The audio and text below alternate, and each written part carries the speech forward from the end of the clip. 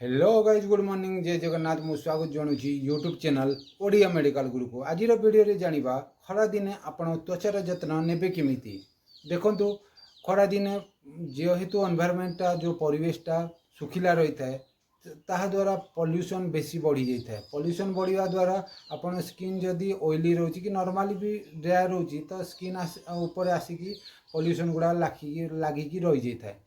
तो ता द्वारा कौन होती धीरे धीरे आम जो स्किन रे पोर्स थाए जो छिद्र थाए सूक्ष्म छिद्र तो से भितर जो डस्ट गुड़ाक लगी रही जाए ता द्वारा कौन कि इन्फेक्शन होता है आ किसी लोक मुहरे सेटा व्रण हिसाब रे देखा देता है। तो से रक्षा पाइबापी आपण निहाती फेस को दिन को 3 ରୁ 4 थर निहाती धोइबे। एमती नुह कि सब बड़े फेस वाश रे धोइबे, दिन को सकाଳେ थरे धोइबे और राति रे सोइबा पूर्व फेस वाश यूज करि परिबे।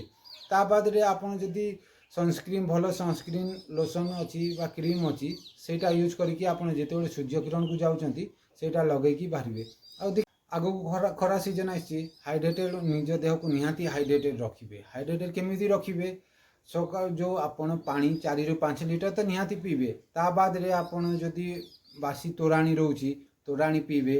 तापर काकुड़ी रोची सालाड करके भी आपण खाई परिबे। आ गुडे थाए जोटा कि दही दही पानी निहाती पीबे। माने निहाती आपण लिक्विड जातीय खाद्य खरा दिन निहाती रखिबे। या द्वारा आपण बॉडी हाइड्रेटेड रहइबो। ता सहित आपण देह भी ठीक रहिबो। सनस्ट्रोक हेबार चांस कमी जाए जदि आपण जदि सफिशिएंट परिमाण रे आपण फ्रूट्स खाउचंती आ सलाड खाइके माने सलाड भी आपण जो डेली डाइट रे सलाड रखुचंती तो सेटा आपण स्किन आ आपण हेल्थ पई बहुत भलो बेनिफिट देई थाए। आ सेकेंडली आपण जदि स्किन रो जतन नेबाकू चाहुचंती तो जेते बड़े आपण सनलाइट को आउचंती सूर्य किरण को जाउचंती कि बाहर काम किसी काम रे जाउचंती निहाती गोटे सनस्क्रीन लोशन गोटे लगेबे जोटा भलोटा आपण स्किन को सुइटेबल थिबो सेटा निहाती लगेबे। आ ता बाद रे आपण सब बड़े मुंड रे कैप बा मुंड आ मुह को निहाती कवर करिवे। आ तापरे पानी बोतल साथी रे सब बड़े रखिथिबे।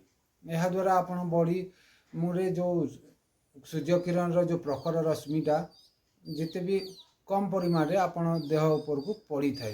तो या द्वारा आ गवर्नमेंट द्वारा जो मिली थाए ओआरएस लिक्विड भी मिली थाए ओआरएस पाउडर भी मिलता है सेटा भी आपण पाखरे रखी पारिबे। जेतेबेले इमरजेंसी पड़िबो आपण वीक लागिबो से केस रे आपण सेटा गोलिकी भी 1 लीटर पानी गोटे पैकेट जोटा थाए 20.5 ग्राम रो तो सेटा यूज करि परिबे। ता बाद रे आपण ग्लूकोन डी जो थाए आपण को एनर्जेटिक करिया पई बॉडी को सेटा मध्य पाखरे रखिले बहुत भलो। लेंबू पानी निहाती पियंतु आपण परिवार को भी स्वास्थ्यवान करंतु। जदि वीडियो टी भल लागितिले रिलेटिव सहित वीडियो टी शेयर करंतु ता द्वारा से माने भी सचेतन हेबे। चैनल को जे नुआ आछंती सब्सक्राइब कर देबे आ साइड रे थिबा बेल आइकन को दबाई देबे। जेतेबेले मो वीडियो टी अपलोड करबी नोटिफिकेशन टा आपण पाखकु चली जिवो।